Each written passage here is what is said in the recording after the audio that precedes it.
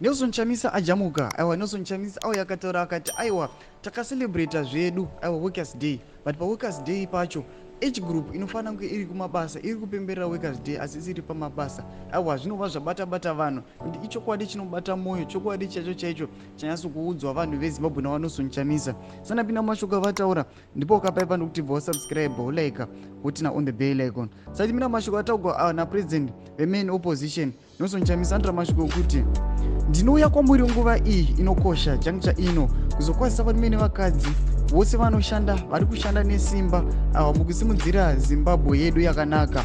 Vashandi muri magamba mapenyu erudzi rukuru. Chiremerera chenyika nenyika chiri muchiremerera chevanhu vayo vanoshanda, asi zviri muZimbabwe hazvina kumira zvakanaka.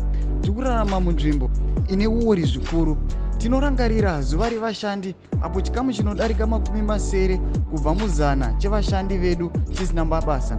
Vanhu vanosvika 3,500,000 kunyanya vechidiki havana mabasa. 7.9 miriyoni vanhu vari kurarama muurombo hwakanyanya maererano neWorld Bank. Ndo mashoko anouya achitaurwa pana vaNelson Chamisa vachiudza vanhu vachiti aiwa tiri kucelebrata zvedu workers day, but unoona kuti age group kana mayouths vacho vari kufanira kunge vachidzi ndo vari kushanda havana kana mabasa. Information yaanotaura iyi yaataura kuti 7.9 million ari kuiwana from World Bank, ichiratidza kuti zvinhu zvikutozivikanwa, zvinhu zvitozivikanwa pasi rose. Saka muri Zimbabwe chipotiudzai munoti kudii pamusoro mashoko ataurwa naNelson Chamisa. Aiwa, Nelson Chamisa anoadvocata for change. Saka chimbotiudzai mafungiro enyu pinai mucomment section medu dzemafungiro enyu. Musangano subscribe, kuleka, chinotina on the bell icon.